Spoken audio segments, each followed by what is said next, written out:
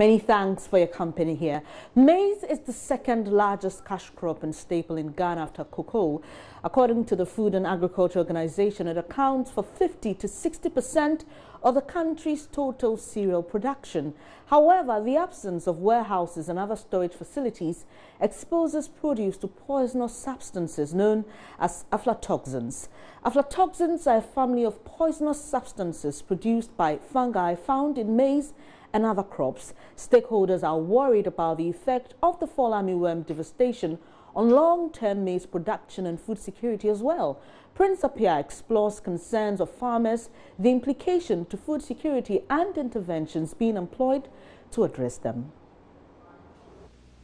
David Ayamfo is a farmer at Edidwan in the Mampo municipality. He has over 30 years of experience in maize cultivation. His farming journey has been dogged by challenges with storage. During the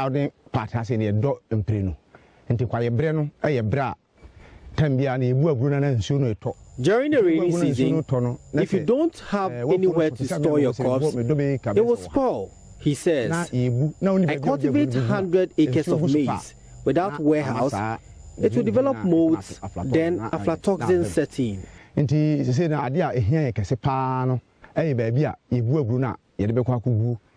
Ayamfo's story reflects those of many other farmers like Carbonu, with 40 years farming behind him. He has had to reduce maize cultivation by 30% in the minor planting season due to challenges to drying his harvest. For that long time I've been farming, the problem we had from the very beginning is still hanging on us. The problem of aflatoxin. It has been a big challenge to me. We dry it on tarpaulins whilst it's raining. You will be drying the major seasonal produce whilst the rains are coming. You can't get the time to go to the farm to continue with the minor seasonal produce and then be at home at the same time drying the maize. Ghana has a shortfall in maize production of about 9% to 15% of national requirements, and that is projected to increase, according to Ghana's Millennium Development Authority. Maize contamination by aflatoxins is a danger to public health, besides its serious implication on the crop as a potential export commodity. So what are authorities doing? This is where we spread the aflasive.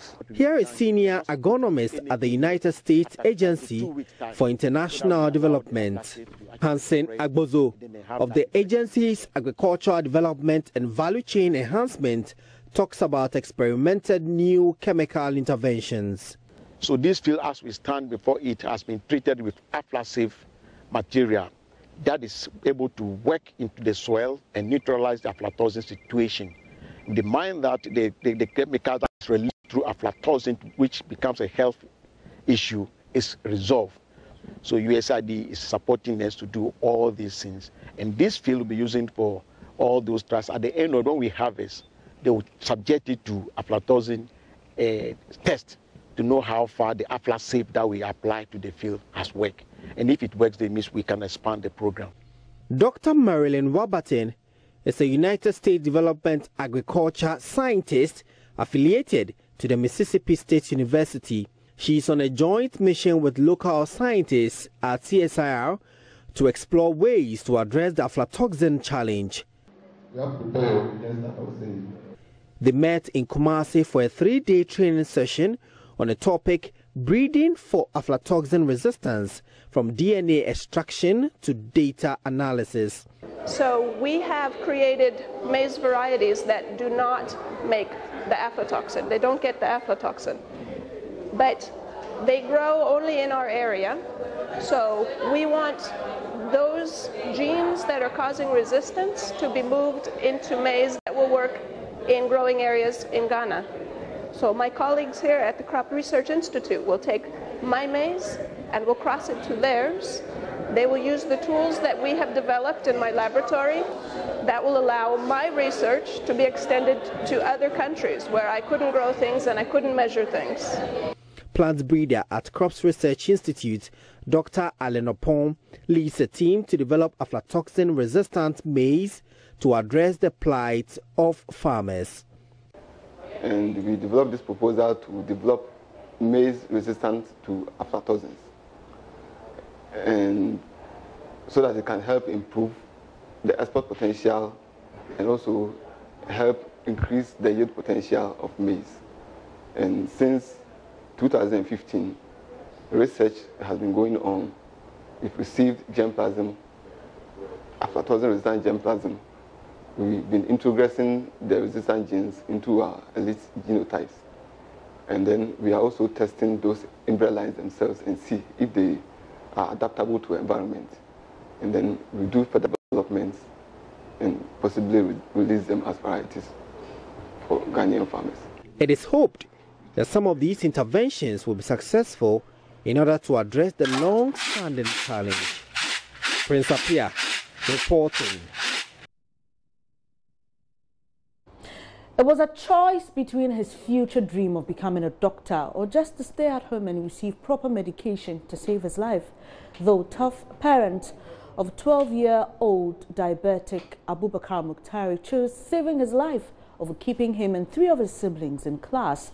The choice was to enable the Mukhtari siblings receive regular supply of insulin from the Diabetes Association following an agreement between the National Diabetes Association of Ghana and International Diabetes Federation to provide children with free insulin, a drug too expensive to acquire from the pharmacy shelves outside the hospital. John News' Kwitinate has more.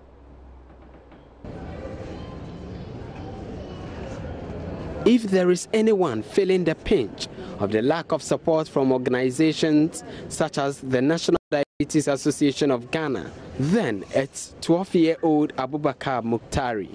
Abubakar was diagnosed with type 1 diabetes when he was 7 years old. Type 1 diabetes is a lifelong medical condition and is the leading cause of diabetes in children of all ages. It is an autoimmune disease in which the immune system destroys the insulin-producing beta cells of the pancreas that help regulate blood glucose levels. Abubakar is 12 now, but looks malnourished compared to many children of his age. My name is Abubakar Mukhtar, and my mom is this. Abubakar accesses health care at the Kolebu Teaching Hospital, the very facility Ms. Denyo of the Diabetes Association claims to be supplying with vials of insulin. But Abubakar has never received the free insulin.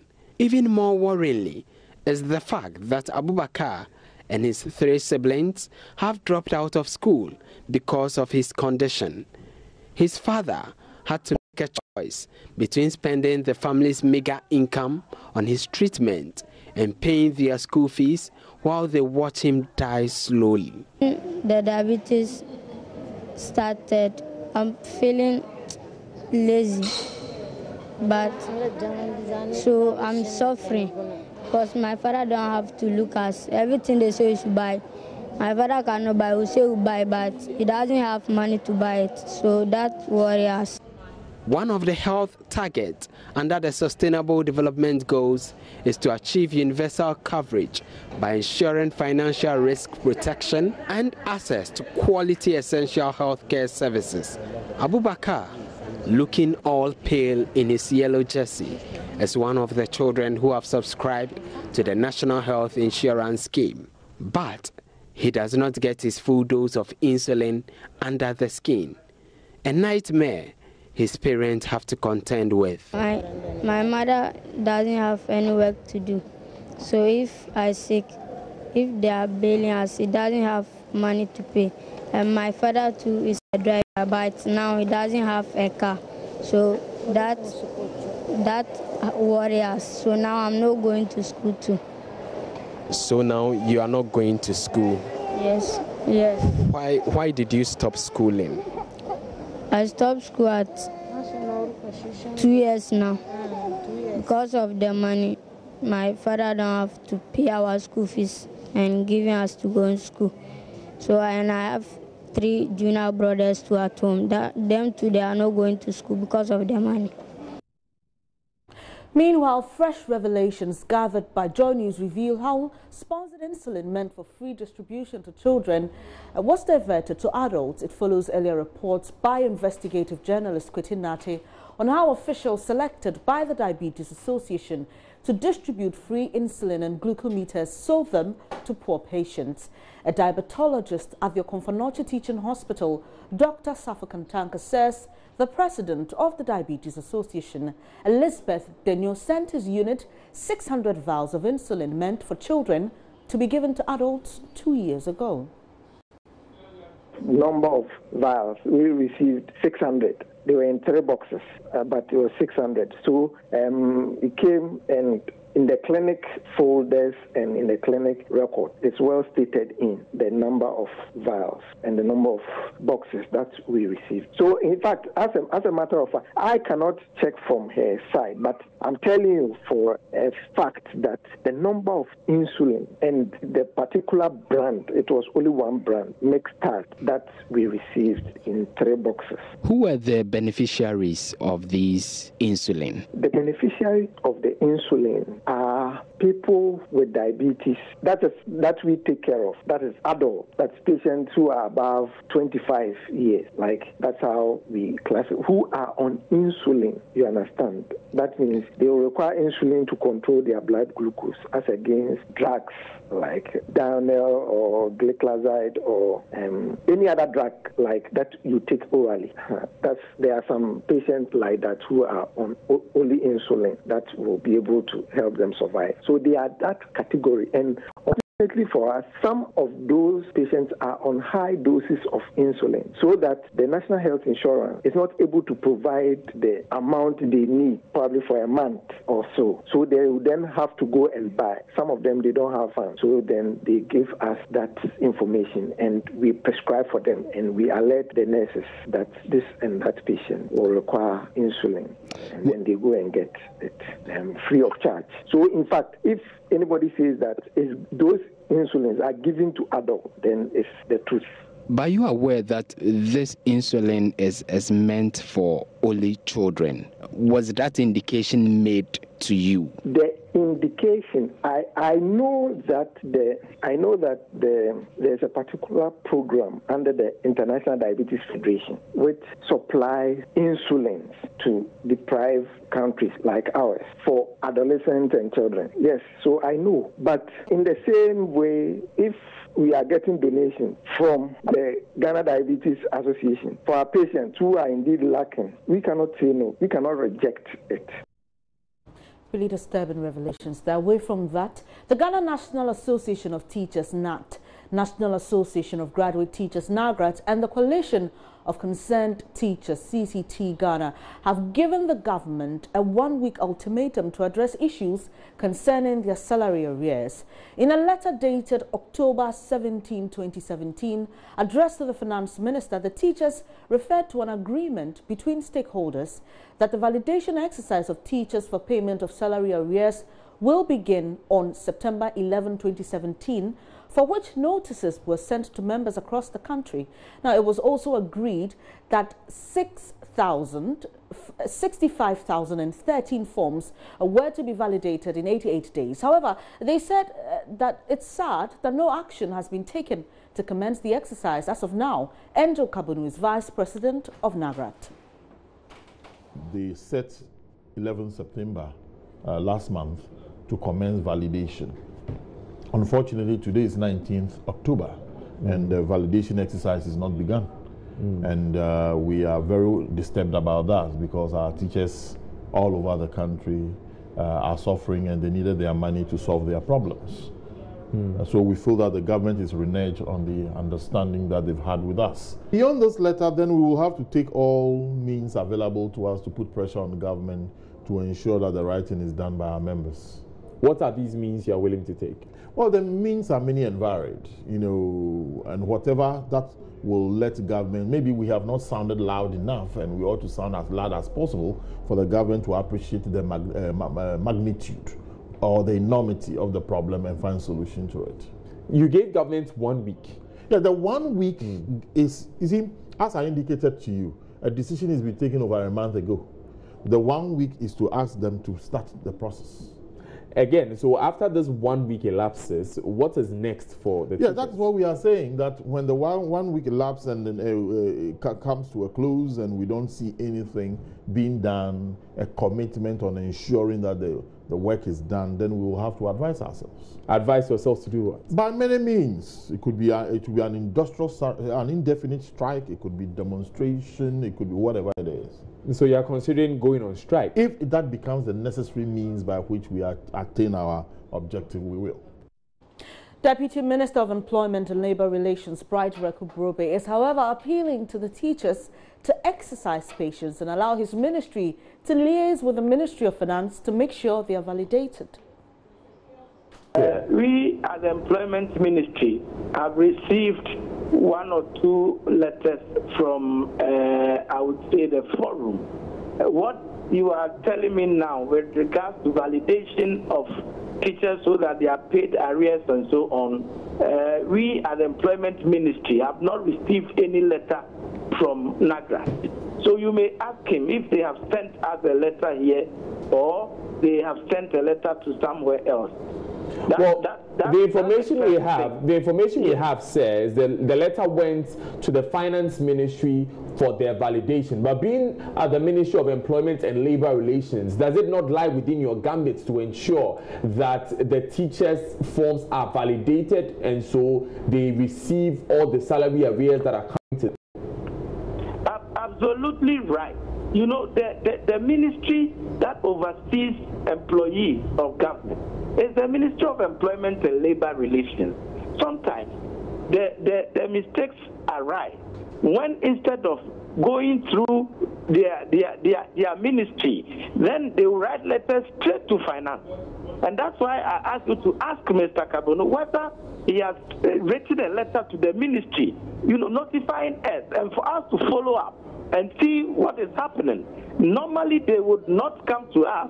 Letters will go to finance, and finance people will communicate to them.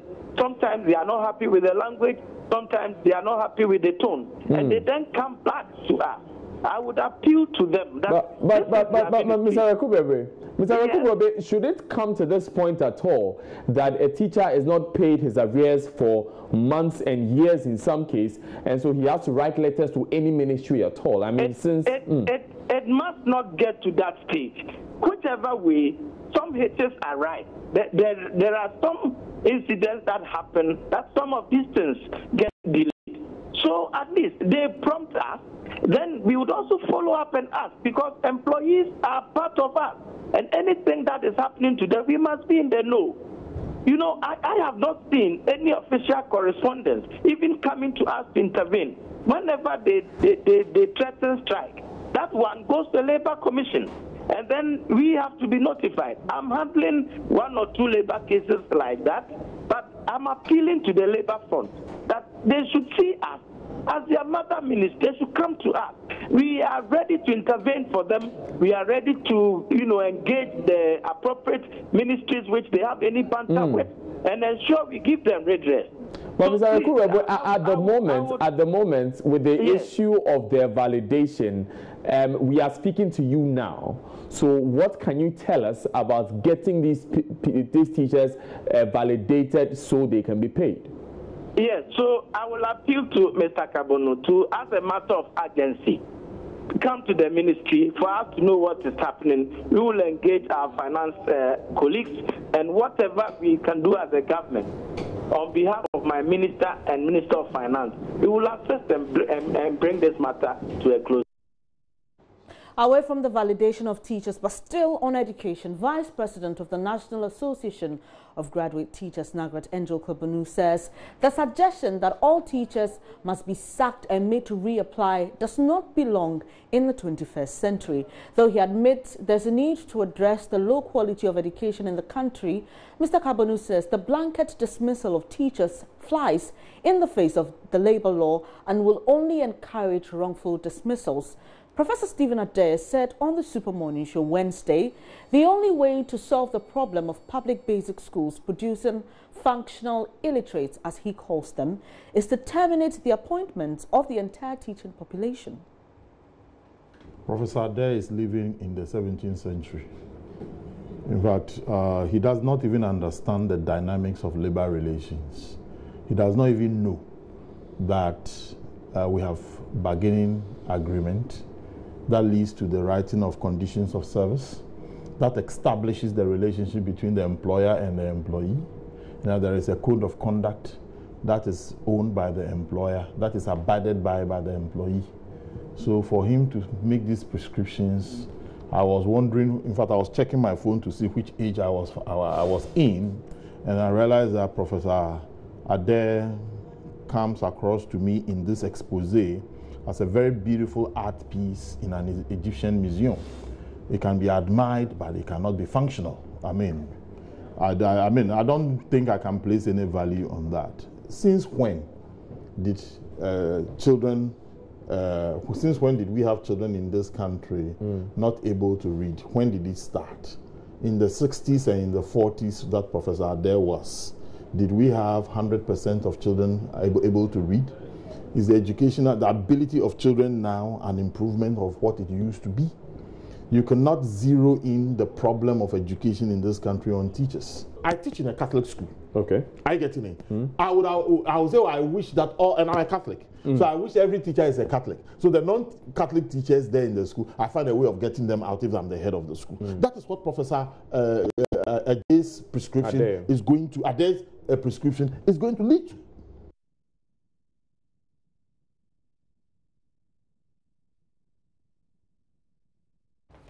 Away from that, authorities of Karaga Senior High School in the northern region are locked in a meeting following attacks on teachers by students last night over the burning of their mobile phones. At least more than 200 phones of students were seized by the teachers and set on fire, provoking the students to pelt their teachers with stones and chasing them into the bush. The police quickly moved in to restore calm, and the school has been closed to students. Here's one of the students recounting the incident. They asked us to come to the dormitory. Each and everyone will open his drawers and so that they will search. If they found phone on you, they will seize it. Just because the school is still day school. There's no telecom in the school. So why, if they seize the phones, what are they going to do now? They seize all the phones. Some people are complaining that the moral manners are moral manners. So. And the students were worried. They were thinking that as they seize it, if anybody at all needs the phone and want to take a call or want to remove the man, they will come to them and collect the phone and make it a score and give it back. But only to realize that they have done the phones plus the things.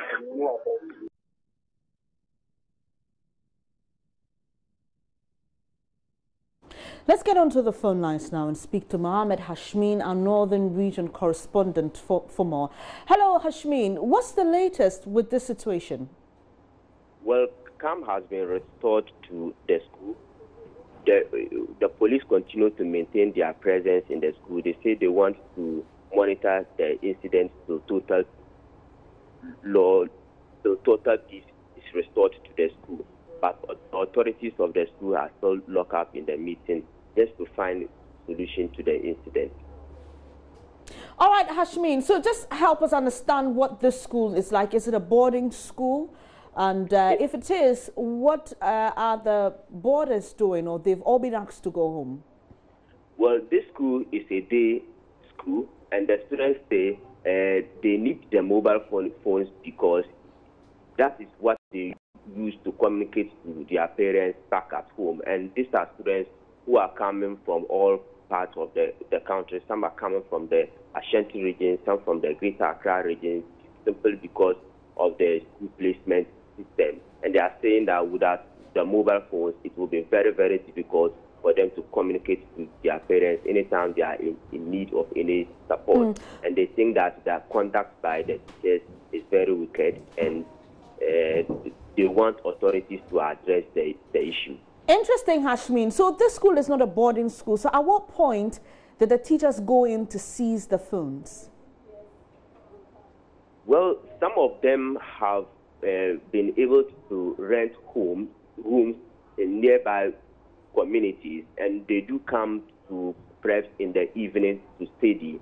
So within 2 days, the teachers mount a search, and they were able to seize more than 200 phones belonging to the students. So the phones were seized during prep hours?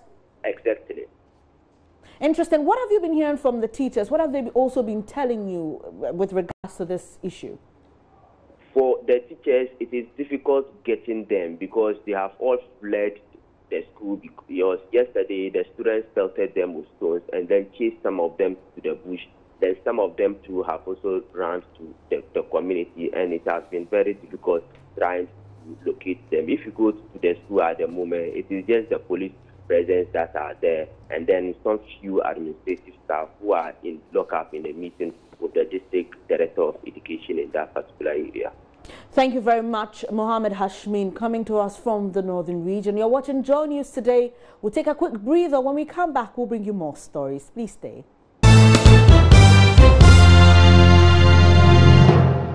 Thanks for staying here on Joy News today. 18 people narrowly escaped death on the Lagos Avenue at East Legon when a tree fell onto the street. 2 vehicles, a commercial 207 Benz bus and a saloon car were trapped in the process. It took the fire service and the police MTTD personnel more than 2 hours to cut the branches and save the vehicles. The Wednesday afternoon rainstorm, accompanied by strong winds, according to eyewitnesses, uprooted a tree which fell on the street. Though there was no traffic congestion, the downpour had slowed down vehicular movement.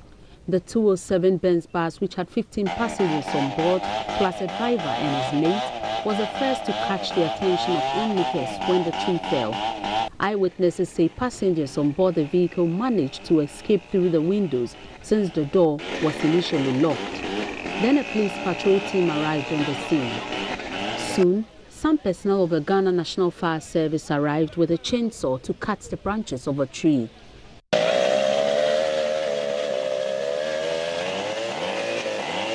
Then it was discovered another vehicle was trapped under the heavy tree. The driver of the saloon car, who was visibly shaking, narrated what happened. And I don't know what to say. I thank God, I thank God, I thank God. So it just came on the car. You didn't see anything like the tree was falling? No. I didn't see anything. It just happened once? It just happened once. I didn't see anything at all. So I'm just grateful to God. So when it happened, how did you come out? Because I can see the... Yeah, I opened, it was locked. When it came on me, it was locked. So I just tried my best to come out from the car.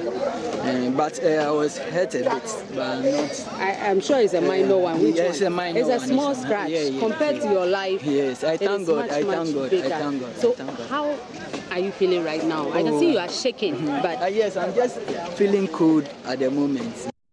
This taxi driver believes he would have been crushed by the tree if not for his 11th hour decision not to park under the particular tree that fell.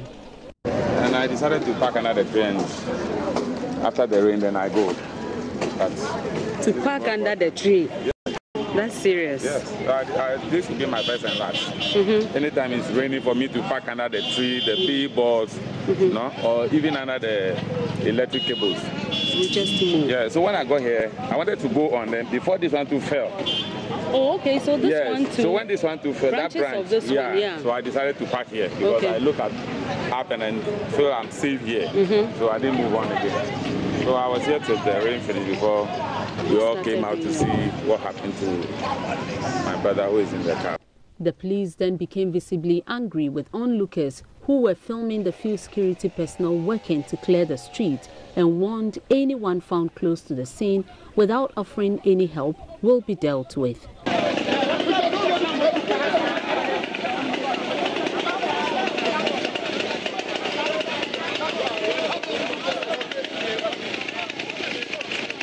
More people then got involved to get the work done. Unfortunately, the chainsaw brought in by the fire service was unable to cut the branches, leaving the personnel no choice but to rely solely on another being used by a volunteer. Then came along this gentleman who used his machete to do more work than the chainsaw could do. At the time of leaving the scene at about 6:15 p.m., much of the work had been done. Superintendent Sefasata is the police commander of the East Legon district. We have the fire service personnel and some public-spirited persons who heard the news on air and came with their own tree felling machine. And up to now, they are working. They are still working to clear the road. Previously, the entire road was covered. We've been able to clear half of the road. They are working hard to ensure that we clear the other half. But it doesn't look as if the place is suitable for plying by motorists. So we are going to keep the place shut or blocked to traffic till tomorrow. When we are able to clear the entire place, then we'll open it to traffic. So I want to use your medium to kind of alert or warn the general public, especially the motoring public, that will be applying or that have the intentions of applying this stretch, that they should find other alternative routes. On the status of trees on the stretch which residents consider weak, he says they will soon be cut down. Reporting for Joy News, my name is Martha Krensel Akwa.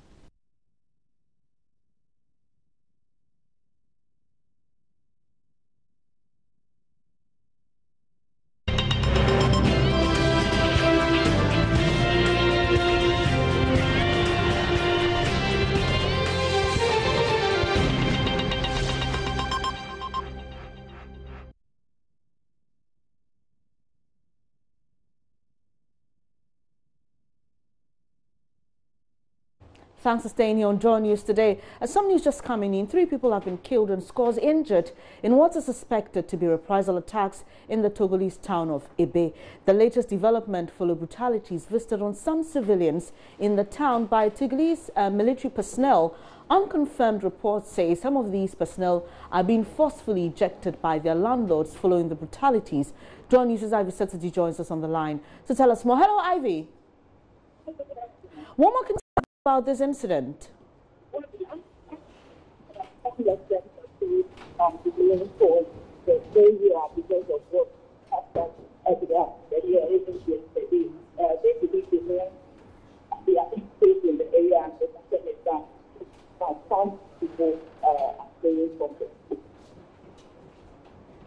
Hello, Ivy, are you on the line? Hello, I can hear you. All right, great. Could you repeat what you said? It was quite difficult hearing you initially. I was asking what more you can tell us about this incident. Okay, so what I said earlier was some residents believe that they are not safe in the area, as in the town, and so it's also they are fleeing to, some are coming to Ghana, some are fleeing to other parts, other towns of Togo, so that they could be safe. So right now, that is what is happening. They are saying that until something is done about the situation, they will have to leave town and wait for authorities to do something about the situation. All right, Ivy, is this in any way linked to the current political crisis in Togo? That we don't know for sure. It is not confirmed it is linked to the current situation in Togo. But what is happening, the residents are saying they really don't know what brought the brutalities yesterday and then the further attack today. So all they need to do is to just find shelter somewhere else. And all right, thank you very much, Ivy. But apart from this, we also know that there's some sort of turmoil in Togo. And is this town a bit closely related to it, or is it at the border of Ghana and Togo? No, it's in the town itself. It's not at the border. But actually, the traffic at the border is low due to what is happening in Togo. People are not coming from Togo to Ghana, and a few people are traveling to Ghana for their business. So the traffic flow is low at the border. Thank you very much, Ivy Setsuji. We definitely will bring you more updates on this in subsequent bulletins. Really appreciate your company here on Joy News today. That'll be all for this edition. There's more news, however, when you log on to myjoyonline.com. You can also follow us on social media on Facebook and Twitter. Our name is Joy News on TV. My name is Benis Abubedu. Do have a great afternoon.